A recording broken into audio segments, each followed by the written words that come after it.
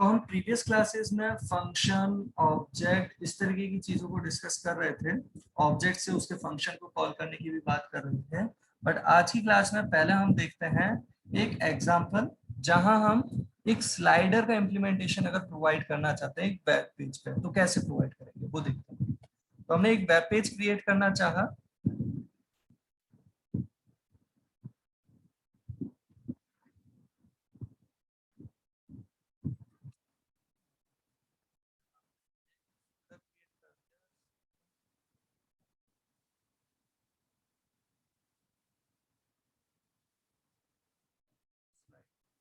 ऐसे एक अलग फोल्डर में हम डिस्कस कर रहे हैं आज का पूरा ये एग्जांपल, जहां पे हम अपना पेज जो क्रिएट कर रहे हैं, नाम इसका कुछ भी दे सकते हैं, जैसे index.html दे दिया इसका नाम। इस पेज का लेआउट आप CSS से कैसा देना चाहते हैं वो आपकी चॉइस रहेगी ना। हम यहाँ पे जो प्रोवाइड कर रहे हैं वो कुछ ऐसा कि हमने एक सेक्शन प्रोवाइड करना चाहा। सेक्शन केवल एक टैग है, आप चाहो तो div ले सकते हो, कोई सा भी है ना, जिसके अंदर हम स्लाइडर का इम्प्लीमेंटेशन प्रोवाइड करना चाहते हैं। केवल डिजाइनिंग पॉइंट ऑफ व्यू से कई बार काम में आ सकता है, इसके लिए हमने बस ये ले लिया है, जिसे आईडी दे दी है। आप लेटर ऑन CSS इस पे अप्लाई कर सकते हैं। अभी जो हम बात कर रहे हैं इस सेक्शन में हम जो इम्प्लीमेंटेशन प्रोवाइड कर रहे हैं वो कुछ ऐसा कि एक इमेज फिर चेंज होकर दूसरी इमेज, फिर चेंज होकर तीसरी इमेज एंड सो ऑन। इस तरीके का इम्प्लीमेंटेशन अगर हम चाहते हैं तो क्या कर रहे हैं यहाँ पे, तो अप्रोचेस सबकी अलग अलग हो सकती है। हम एक सिंपल मैनर में बात कर रहे हैं कि अगर वहां पे ये एक तरीके से वो जो चेंज होने वाली अप्रोच है, वो ऑपरेशन जो परफॉर्म हो रहा है, इमेज चेंज होकर दूसरी आना, अगर वो नहीं आ रही होती तो वहां पे क्या दिखाई दे रहा है एट अ टाइम, एक इमेज। और एक इमेज अगर हम कहते हैं एक क्लास से हम रिप्रेजेंट करते हैं स्लाइडर, हम यहाँ पे इंप्लीमेंट कर रहे हैं स्लाइडर इमेज कहते हैं इस क्लास को।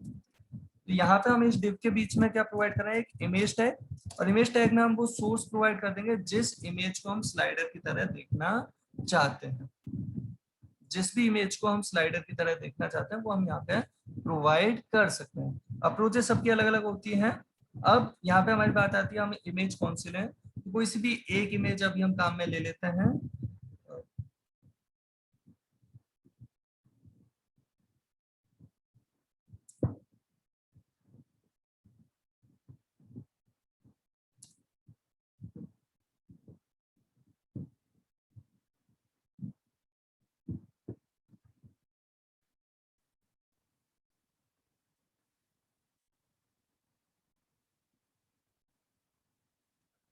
एक इमेज तो हमें मिल गई है, हमें इस पर्टिकुलर इमेज को अभी काम में ले रहे हैं यहाँ, जहाँ इस इमेज को हमने कॉपी किया। और कॉपी कहाँ कर रहे हैं हम इसे, हमारा जो अभी फोल्डर क्रिएट किया हमने डेमो स्लाइडर, उसके अंदर एक सब फोल्डर क्रिएट कर रहे हैं। सपोज से इसका नाम हमने दे दिया इमेजेस, और इस पर्टिकुलर फोल्डर के अंदर डायरेक्टली ये फाइल प्रोवाइड कर दी, जिस फाइल का हमने नाम दे दिया सपोज slide1.jpg एक्सटेंशन है इसका।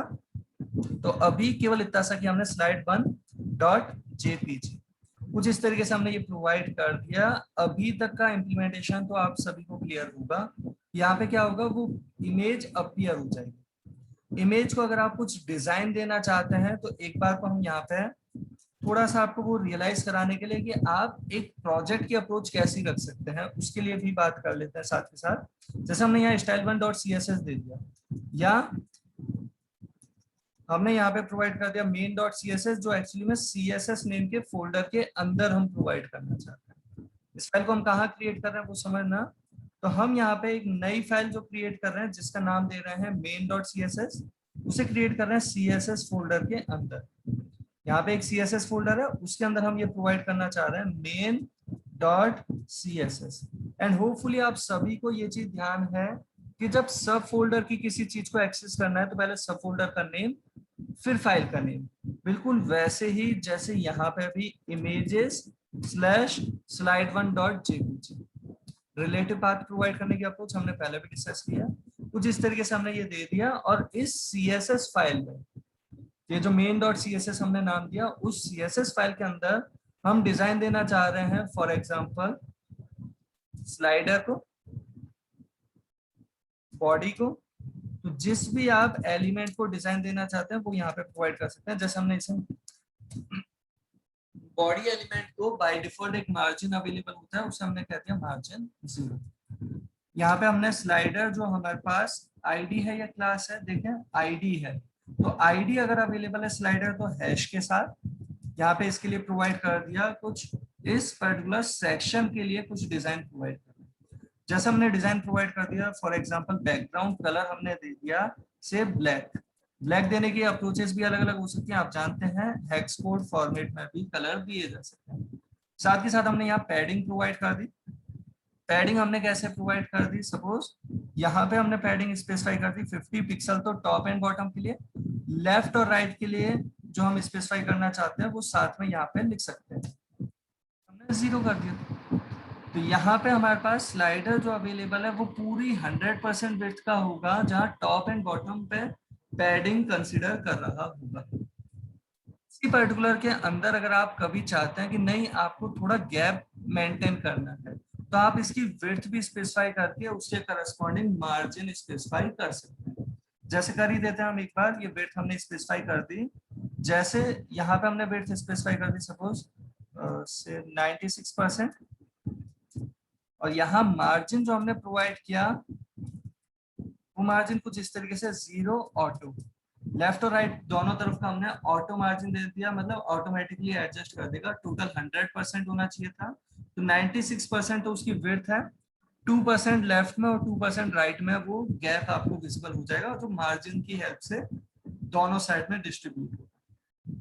अगर मार्जिन ऑटो नहीं देते तो 96% का वो कंटेनर एकदम लेफ्ट में अलाइन होकर दिखाई देगा, राइट साइड में 4% का गैप दिखेगा, और दोनों तरफ प्रोवाइड करने के लिए हमने मार्जिन लेफ्ट और राइट का कर दिया है ऑटो। एक बार अभी तक जो किया है उस चीज को एक बार देख लेते हैं, फिर जो आपको डाउट हो आप पूछ लेना। एक बार पहले अभी तक के करस्पॉन्डिंग हमने कंटेंट तो उसके अंदर क्या दिया है, केवल इमेज। इमेज हमारी हो सकता है बहुत बड़ी हो, उसका इम्पैक्ट अभी आ सकता है। एक बार हम इसे ब्राउजर पे ओपन कर रहे हैं फिर देखते हैं ना।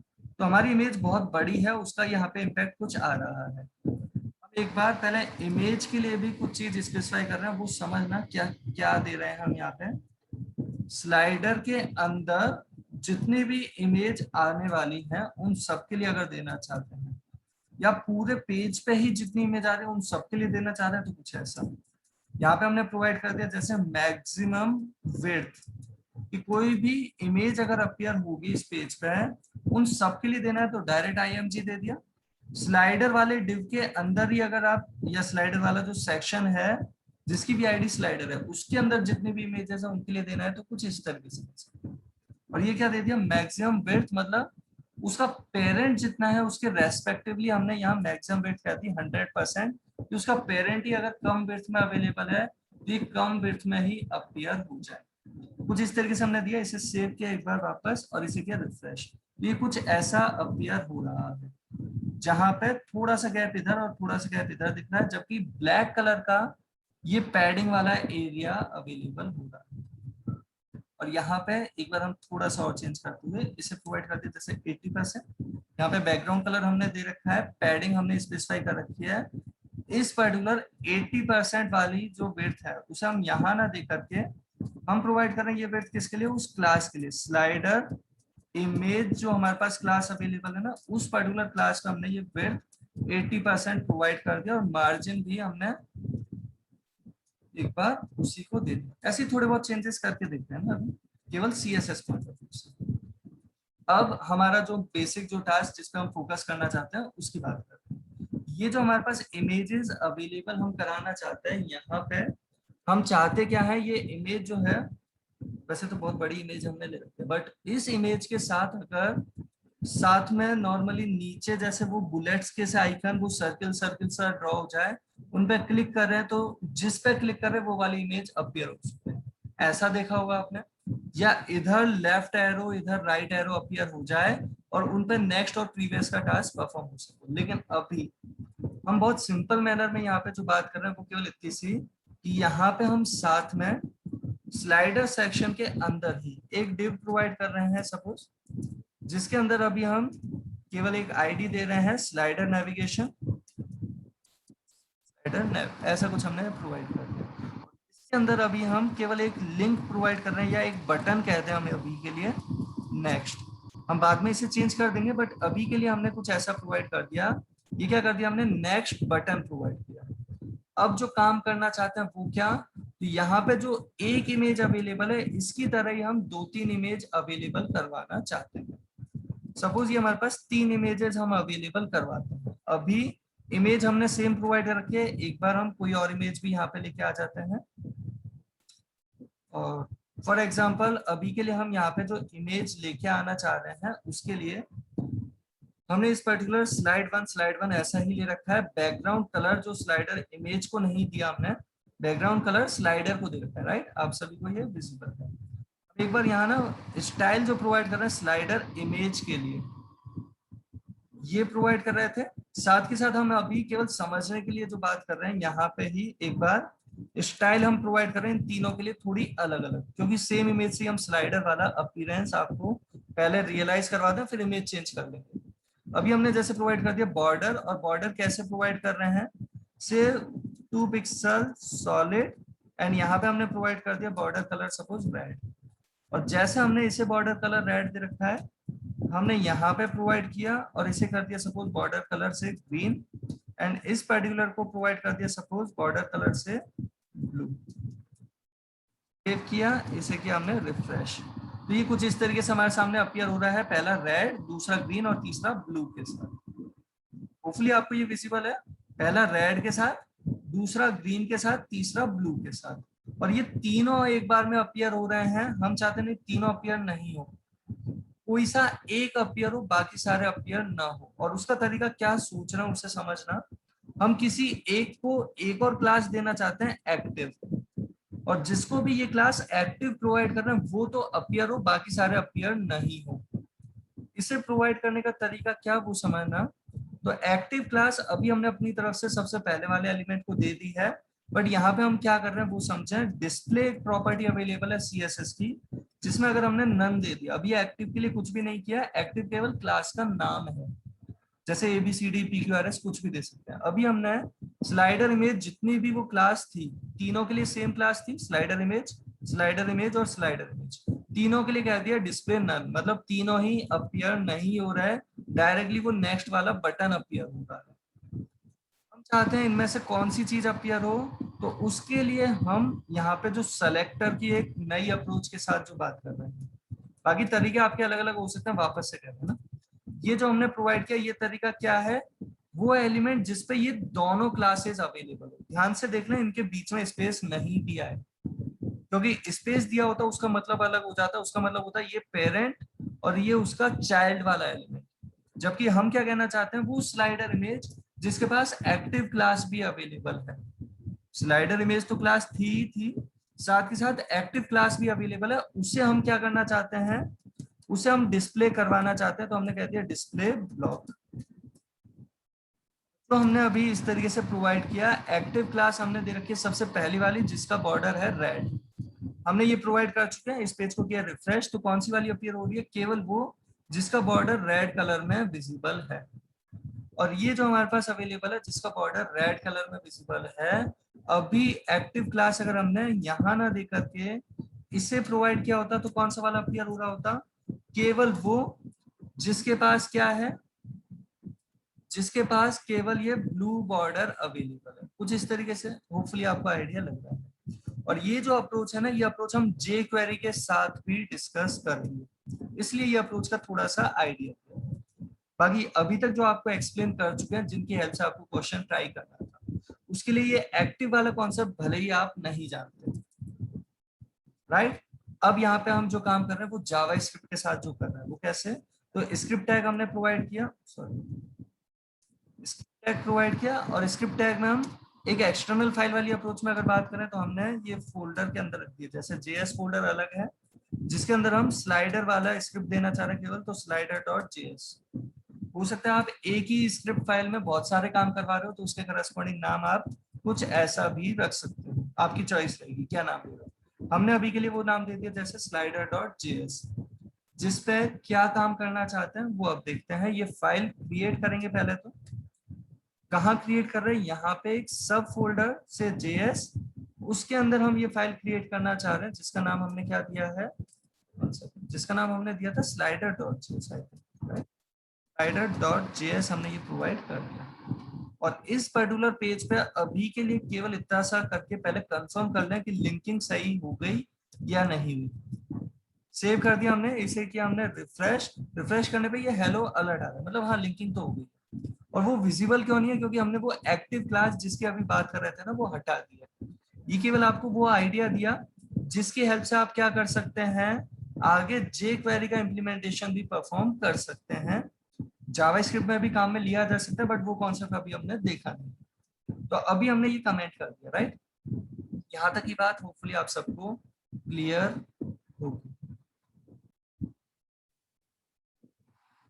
तो अभी जो हम बात कर रहे थे वहां पे हमने CSS प्रोवाइड कर दी है, जावास्क्रिप्ट में केवल अलर्ट करके देखा, और बाकी ये हमारा कंटेंट अवेलेबल।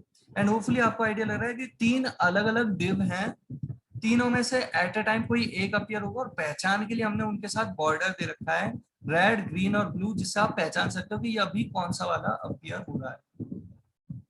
लेटर ऑन हम यहाँ पे इमेज चेंज कर देंगे, या इमेज के साथ हमने कुछ कंटेंट लिख रखा होता हो सकता है कभी आप ऐसा स्लाइड चाहो जहाँ इमेज भी है, उसके साथ एक पैराग्राफ भी लिखा हुआ है, साथ के साथ उसके साथ बटन भी लिखा हुआ है। हम पूरे डिव पे ही वो स्लाइडर वाला इम्पैक्ट चाहते हैं कि पहली बार में ये वाला डिव अवेलेबल रहे, दूसरी बार में ये वाला, और तीसरी बार में ये वाला अवेलेबल, मतलब विजिबल रहे।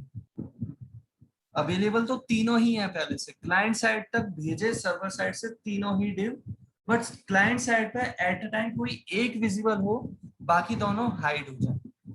अब यहाँ पे जो हम टास्क परफॉर्म कर रहे हैं उस पर आते हैं। तो अभी हमने ये जो किया था उसे हटाया, और यहाँ पे हम सबसे पहली चीज बॉडी के ऑन लोड इवेंट पे क्या करना चाहते हैं, किसी एक को विजिबल करना चाहते हैं, किसी एक को विजिबल करवाना चाहते हैं। तो उसके लिए कैसे इम्पैक्ट लेके आएंगे वो बात करेंगे। बाकी उससे पहले होपफुली आपको ध्यान होगा कि सेम क्लास के बहुत सारे एलिमेंट हैं, एरे की तरह अगर उन्हें काम में लेना है तो कैसे काम में ले सकते हैं। हमने वेरिएबल क्रिएट किया, जैसे सपोज इसका नाम दे दिया हमने एस, या पूरा नाम हम कहते हैं स्लाइडर इमेजेस, कुछ हमने ये नेम प्रोवाइड कर दिया, जिसके अंदर हम क्या लेके आ रहे हैं, पूरा की पूरा एरे लेके आना चाहते हैं। तो हमने प्रोवाइड किया document dot gate elements bye class name,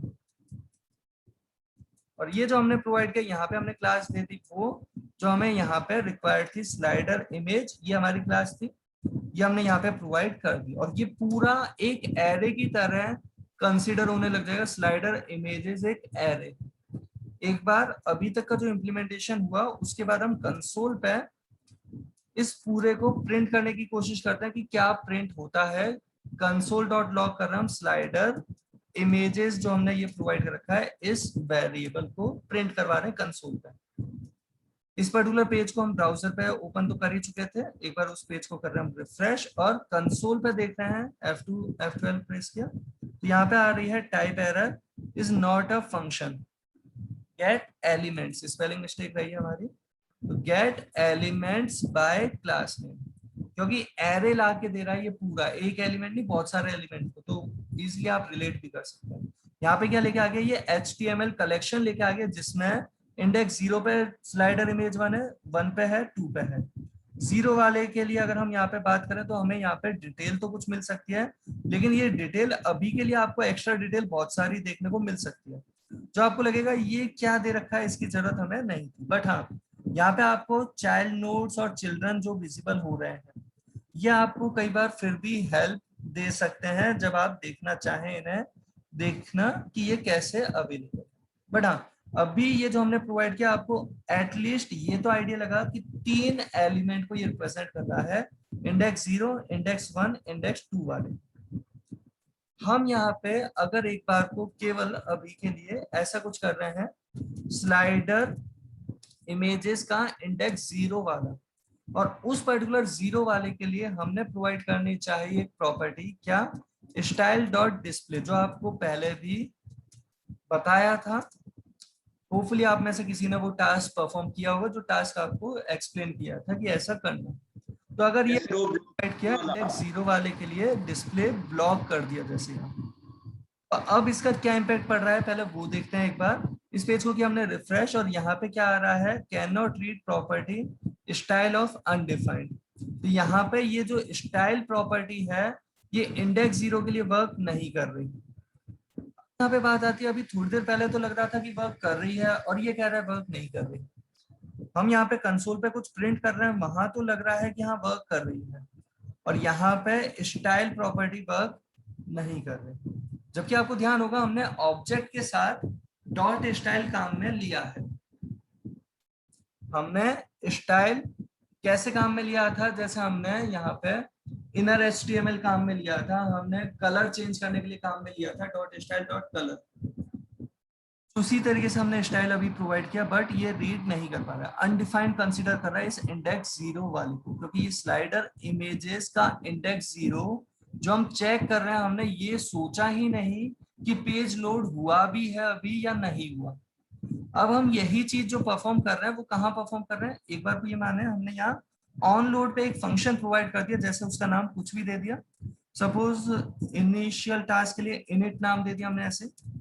तो ये अगर हमने नेम प्रोवाइड कर दिया इनिट, इस इनिट फंक्शन के अंदर फंक्शन कैसे डिफाइन करते हैं आपको ध्यान होगा, इनिट फंक्शन इस तरीके से हमने प्रोवाइड किया, और इसके अंदर वही जो ग्लोबल वेरिएबल था हमारा स्लाइडर इमेजेस, उसी पर्टिकुलर ग्लोबल वेरिएबल को हमने यहाँ पे काम में ले लिया। होपफुली ये आपको विजिबल है, ये कौन सा वाला है, ये वही जिसे हमने console.log से प्रिंट किया, उसी के इंडेक्स 0 वाले की स्टाइल को हमने डिस्प्ले करवा दिया ब्लॉक। डिस्प्ले की वैल्यू क्या हो जाए, ब्लॉक हो जाए। सेव किया हमने इसे, और अब हम इसे देख रहे हैं जहां इस फंक्शन के अंदर है, और ये फंक्शन पेज के कंटेंट की तरह डायरेक्टली नहीं है, ये एक इवेंट से रिलेट कर रहा है कि जब पेज का कंटेंट ब्राउजर के समझ में आ जाए कि कौन सी चीज क्या है, उसके बाद ये फंक्शन अपना वर्क करे। और कुछ इस तरीके से हमने जब ये प्रोवाइड किया, इस पेज को अगर हम वापस रिफ्रेश कर रहे हैं तो इस बार ये इमेज अवेलेबल हो रही है, कौन सी, रेड बॉर्डर वाली, बाकी नहीं हो रही, केवल रेड बॉर्डर वाली। इनकेस अगर हमने यहाँ पे सपोज ये 1 दिया होता, सेव किया रिफ्रेश किया, तो ग्रीन बॉर्डर वाली आ रही है, इस बार वो रेड बॉर्डर वाली नहीं आ रही। एंड यहीं पे अगर हम ये 2 के साथ प्रोवाइड करते हैं, सेव किया रिफ्रेश किया, तो ये ब्लू बॉर्डर वाली है, ये रेड और ग्रीन वाली नहीं है।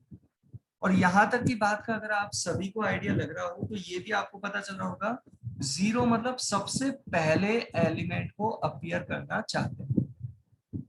साथ के साथ ये जो हमारा एरे अवेलेबल है, इस एरे के करस्पॉन्डिंगली हम यहाँ पे एक फंक्शन प्रोवाइड कर रहे हैं। फंक्शन कैसा, जैसे हमने इसका नाम दे दिया suppose next slide, and hopefully आपको इसका कुछ आइडिया लग रहा होगा नेक्स्ट स्लाइड का मतलब क्या, कि जब भी नेक्स्ट स्लाइड वाला फंक्शन कॉल हो तो उस पर्टिकुलर स्लाइड को विजिबल कराना है जिसका नंबर आना चाहिए, उसके बाद 0 के बाद 1, 1 के बाद 2, 2 के बाद 0, अगर टोटल 3 ही है तो टोटल 3 स्लाइड्स अवेलेबल है, तो उस केस में क्या होना चाहिए, नेक्स्ट स्लाइड कौन सी आनी चाहिए वो आराम से समझें। तो नेक्स्ट स्लाइड के लिए पहले एक बार हम एक वेरिएबल ले रहे हैं, वेरिएबल कौन सा, करंट स्लाइड कौन सी अवेलेबल है। करंट स्लाइड के लिए हमने यहाँ पे क्या किया, एक वेरिएबल लिया कि करंट स्लाइड कौन सी अवेलेबल करवाना चाह रहे हैं हम, इंडेक्स 0 वाली। इंडेक्स 0 हमने यहाँ पे, ये चीज आप ध्यान रखना, आप इंडेक्स को सोच के दे रहे हो ये वैल्यू करंट स्लाइड की, या फिर कौन सी वाला वो डिव है 1 2 3 सोच के, या 0 1 2 सोच के, जैसा आप सोचोगे उसी के करस्पॉन्डिंग पूरी उस स्क्रिप्ट फाइल में आप फोकस रखना कि कैसा सोचा था वैसा ही आगे परफॉर्म करना है। अगर आपने इसे 1 सोचा था तो जब भी नेक्स्ट करना है तो 1 के बाद 2, 2 के बाद 3 होना चाहिए, और 3 के बाद 1 होना चाहिए। अगर आपने 0 सोच रखा है इस तरीके से, तो 0 के बाद 1, 1 के बाद 2 और 2 के बाद 0 होना चाहिए। तो एक बार यहाँ पे समझे हम यहाँ पे क्या करना चाहते हैं, करंट स्लाइड जो भी है हमारे पास उसे प्लस प्लस करना चाहते हैं जब भी ये फंक्शन कॉल हो। पहली चीज स्लाइड अवेलेबल कैसे कराएंगे उसकी बात करेंगे, बट स्लाइड अवेलेबल करानी कौन सी है, करंट स्लाइड 0 थी अगर तो 1 हो जाए, 1 थी तो 2 हो जाए, 2 थी तो ये कर देगा उसे 3।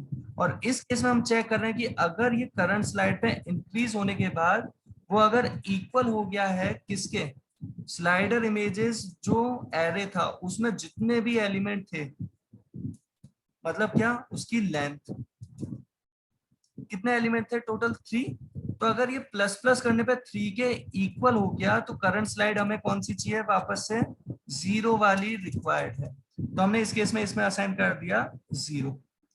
फाइनली जैसे ये परफॉर्म हो जाता है उसके बाद हमें क्या करना है, शो स्लाइड।